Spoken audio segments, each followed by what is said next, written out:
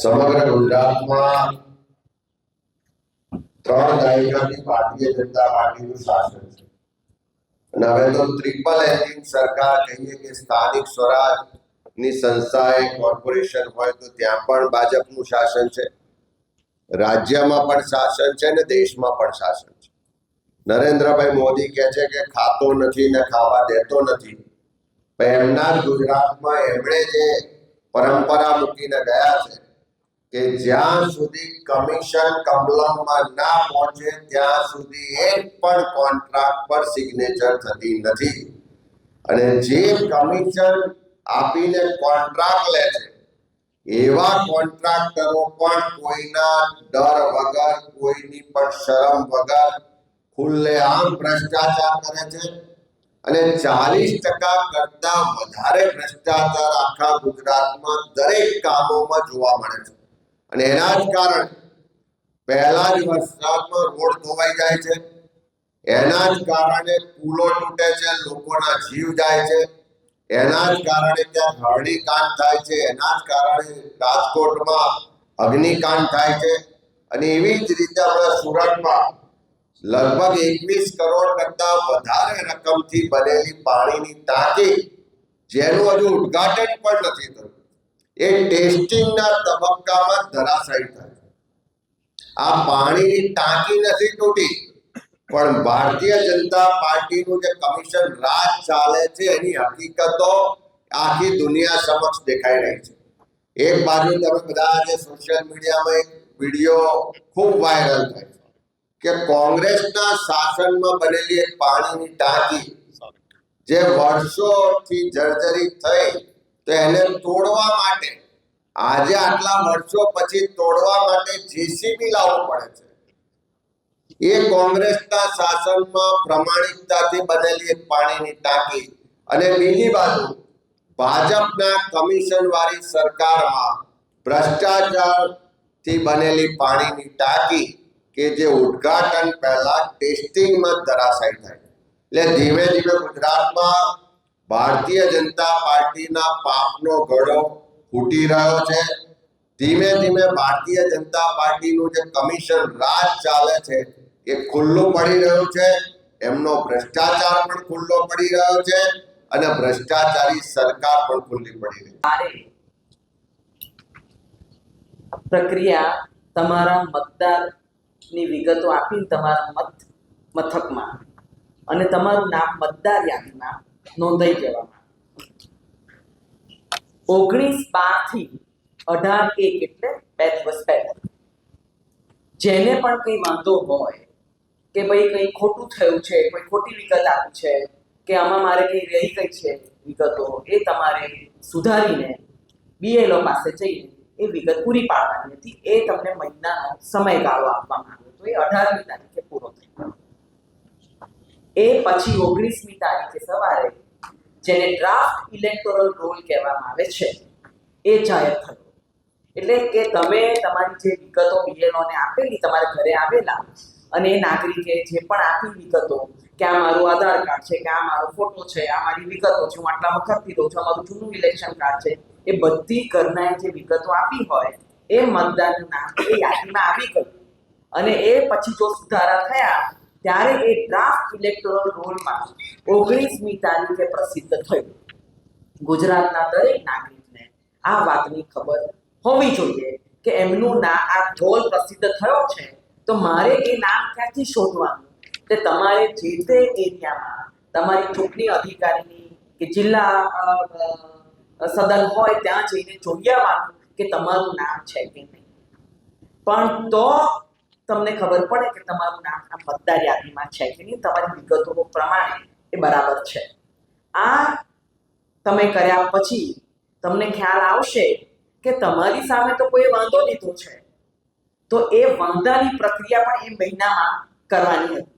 જ્યારે અમને ખબર પડી કે કેટલાય લોકોએ કોઈની પણ સામે વાંધો લીધો છે અને ચૂંટણી અધિકારીને જઈને એક ફોર્મ 7 આપી દીધું છે ભરીને કે ભાઈ નામના વ્યક્તિને નામની વ્યક્તિ સામે વાંધો છે એટલે એનું નામ મતદાર યાદીમાંથી કમી કરી કાઢજો, જે ઓલરેડી આવી ગયું છે ડ્રાફ્ટ ઇલેક્ટોરલ રોલમાં, તો એ તમે કાઢી નાખજો.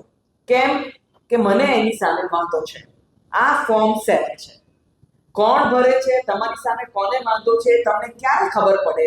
જ્યારે તમે પેલા ડ્રાફ્ટ ઇલેક્ટોરલ રોલમાં જુઓ કે તમારું નામ છે અને તો કોણે તમારી સામે વાંધો રજૂ કર્યો. મતદાનનો અધિકાર સંવિધાને આપ્યો છે અને દરેક નાગરિકને પોતાનો મત આપવાનો અધિકાર છે અને એ બહુમૂલ્ય અધિકાર છે.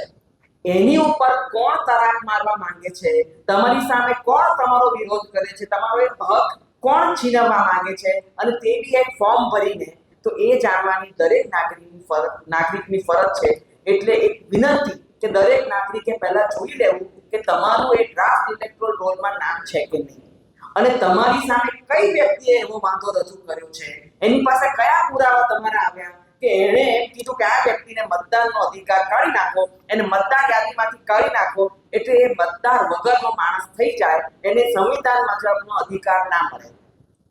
તમે આ જાગૃત નહીં થાવ તો તમને ખ્યાલ નહીં આવે કે તમારી સામે કઈ વ્યક્તિએ વાંધા રજૂ કર્યા છે. આ પહેલી વાત. બીજી વાત કે જે વાંધા જ્યાં રજૂ કર્યા, જે અધિકારી પાસે આ ફોર્મ લઈને જે વ્યક્તિ ગઈ, એ વ્યક્તિને ચૂંટણી અધિકારી કે જે તે ઓફિસરે એને આવકાર આપ્યો.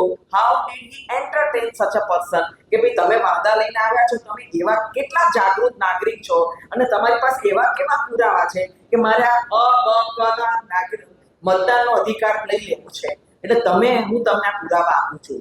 એ વ્યક્તિનું સ્ટેન્ડિંગ શું? આજે આ કાનૂની પ્રક્રિયા છે અને જો એ ખોટા પુરાવા લઈને ગયો હોય વ્યક્તિ, તો એની સામે નીચે ફોર્મમાં લખેલું છે કે કાનૂની કાર્યવાહી થઈ શકે અને એની સામે દંડનાત્મક અને શિક્ષાત્મક પગલાં પણ લેવામાં આવે અને એફઆઈઆર તાત્કાલિક કરવી પડે. હું એક સ્ટેપ આગળ જઈને એટલું કહું છું કે કોઈ નાગરિકની સામે કોઈ મતદારે કે બીજા મતદારની સામે વાંધો લીધો હોય તો એ મતદારનો હક છીનવાઈ જાય છે. એ પણ જઈ શકે કોર્ટમાં જ્યારે એને ખબર પડે કે મારા પુરાવા ક્યાંથી આની પાસે આવ્યા, મારી વિગતો કેવી રીતે આની પાસે આવી, અને એમને શું આટલો બધો ઇન્ટરેસ્ટ છે કે મારા મતદાનનો અધિકાર છીનવી લે અને જઈને ચૂંટણી અધિકારી પાસે જાય. એટલે સરકારી અધિકારી પણ આમાં જો કેરફુલી વર્તન ના કરે અને બધી અરજીઓ આડેધડ લઈને પૂછ્યા વગર કે ભાઈ તમે કોણ છો કે તમે વાંધા લઈને આવ્યા છો, તમને શું ઇન્ટરેસ્ટ છે કોઈના મતદારનો અધિકાર છીનવવાનો, તો એના માટે આપણે જાગૃત થઈને દરેક ગુજરાતના નાગરિકનું કહીશ કે તમારી સામે કોને વાંધો છે, કેમ વાંધો છે, એ જાણવાનો તમને પૂરો અધિકાર છે. એટલે ડ્રાફ્ટ ઇલેક્ટોરલ રોલમાં તમારું નામ છે કે નહીં પહેલા તમે ચકાસણી કરી લો અને તમે જઈને ચૂંટણી અધિકારીને કે જિલ્લા સદન પર જઈને પૂછી શકો છો. તમે આ દેશના નાગરિક છો and you can go and ask under the right to information કે મારી સામે વાંધો કોને છે, કઈ વ્યક્તિને આટલો બધો ઇન્ટરેસ્ટ છે કે મારો મતનો અધિકાર છીનવવા પ્રયત્ન કરી રહ્યો છે, મને એની વિગત આપો, જેથી એ પણ કાનૂની પગલાં લઈ શકે. અને જે અધિકારી આ આડેધડ ફોર્મ 7 જે લીધા છે એ કેમ લીધા છે, એની નોંધ ક્યાં છે, એ બધી વિગત પણ ચૂંટણી અધિકારીએ ગમે ત્યારે આપવી પડશે. એક પક્ષ તરીકે અમે આ 7 ફોર્મની વિગતો માંગી છે, જે હજારોની સંખ્યામાં ચૂંટણી અધિકારી પાસે આવ્યા છે. અને અમને એક નાગરિકને મને લાગે છે એક પ્રશ્ન થાય અને કૌતુક થાય કે એટલા બધા વાંધા રજૂ કરનારા છેલ્લા 2 દિવસમાં કેવી રીતે ઊભા થયા. તો મારો અધિકાર છીનવનાર કોણ છે એ જાણવાની મને પૂરેપૂરી અધિકાર છે, પૂરેપૂરો રાઈટ છે. અને એટલા માટે એક એફઆઈઆરની તૈયારી ચૂંટણી અધિકારે પણ રાખવી પડશે કે ભાઈ કરવી પડશે કે તમારી પાસે ફ્રીવોલસ ફ્રોડ્યુલન્ટ માણસો ફોર્મ 7 લઈને કોણ આવ્યા છે અને આટલી બધી સંખ્યામાં એ કયા પ્રૂફ લઈને આવ્યા છે અને ક્યાંથી એ પ્રૂફ મેળવ્યા છે. તો મને એવું લાગે છે કે આપણે એક જાગૃત નાગરિક તરીકે આપણો મત કોણ છીનવવા પ્રયત્ન કરે છે એની જાણ દરેક નાગરિકે રાખવી જોઈએ. અને તો જ મને લાગે છે કે આ મતદારનો અધિકાર તમને સંવિધાને જે આપ્યો છે એનાથી તમે જાગૃત થશો અને એક સારા નાગરિક બનશો. તો લગભગ આખા ગુજરાતમાં 10 લાખ કરતા વધારે ફોર્મ નંબર 7 ભરાઈને આજે એમની પાસે જમા થયા છે. હવે આ ફોર્મ નંબર 7 કેટલી જગ્યાએ ફરિયાદો મળી, બીએલઓએ પાસે ચકાસણી માટે એમના અભિપ્રાયો માટે મોકલ્યા. તો એ દાખલો આપું છું કે કચ્છ જિલ્લાના અંજાર તાલુકાના ભાગ નંબર 253 ના બીએલઓ છે મેહુલભાઈ દવે, એમણે એમના ચૂંટણી અધિકારી જે પ્રાંત અધિકારી છે એને લેખિતમાં આપ્યું કે મારા બૂથ નંબર ભાગ નંબર 253 ના 88 જેટલા ફોર્મ નંબર 7 આવ્યા છે અને આ 88 જેટલા ફોર્મ બારોબાર આપની કચેરીમાં જમા કરાવવામાં આવ્યા છે, એટલે કે પ્રાંત અધિકારીને ત્યાં કોઈ બારોબાર આપી ગયું. 9 જેટલા વ્યક્તિઓએ વાંધો લીધો, 9 માંથી 8 વ્યક્તિઓએ 10 મતદારો સામે વાંધો લીધો છે અને એક વ્યક્તિએ 8 મતદારો સામે વાંધો લીધો છે. અને એમણે કીધું કે આ બધા જ મતદારોની ચકાસણી કરતા બધા જ સાચા મતદારો છે, એક પણ ખોટો મતદાર છે નહીં.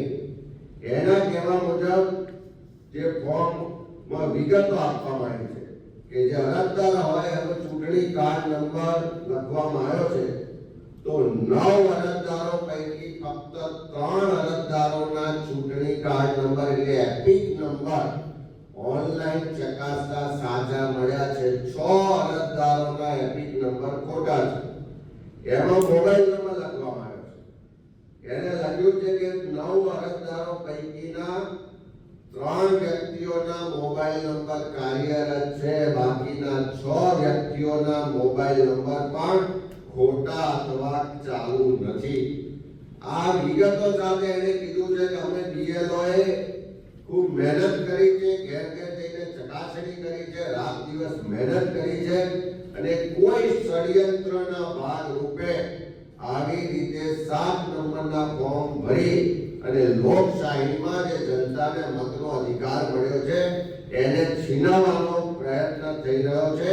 અને ખાસ કરીને એમણે એ પણ લખ્યું છે કે લોક પ્રતિનિધિત્વ ધારાની જોગવાઈ મુજબ કોઈ અધિકારી કર્મચારી આ પ્રક્રિયામાં ખોટું કરે તો એની સામે પણ કાર્યવાહીની જોગવાઈ છે, ખોટી માહિતી આપે.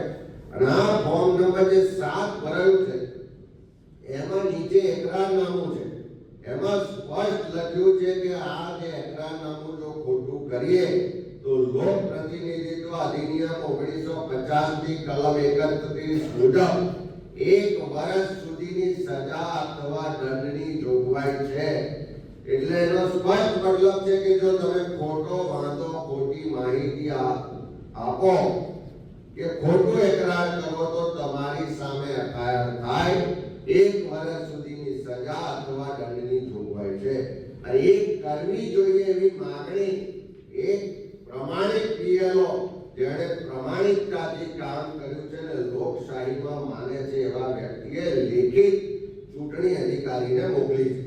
હવે પણ કેટલાક ફોર્મોની ચકાસણી કરી અને મારી પાસે અહીંયા પુરાવા છે, ફોર્મની નકલો છે.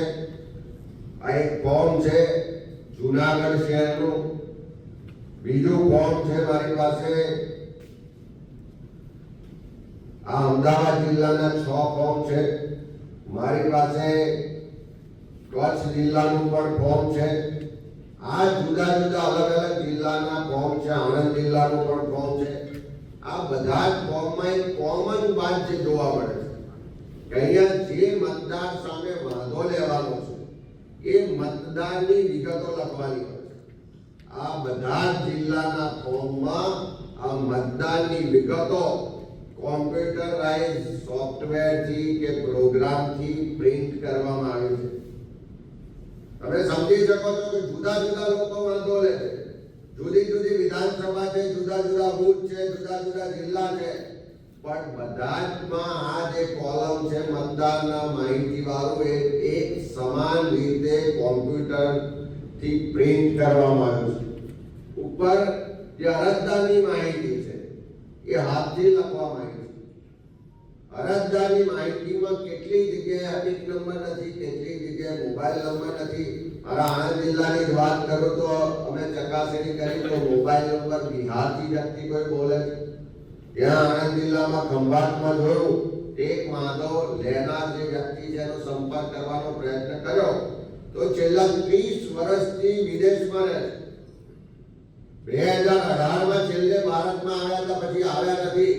એવા વ્યક્તિના નામ એપિક કાર્ડ નંબરનો ઉપયોગ કરીને વાંધો લેવામાં આવ્યો છે. જૂનાગઢમાં ચૂંટાયેલો કોર્પોરેટર છે એની સામે વાંધો લીધો છે કે આ વ્યક્તિ આ બૂથમાં રહેતા વોર્ડમાં રહેતો નથી.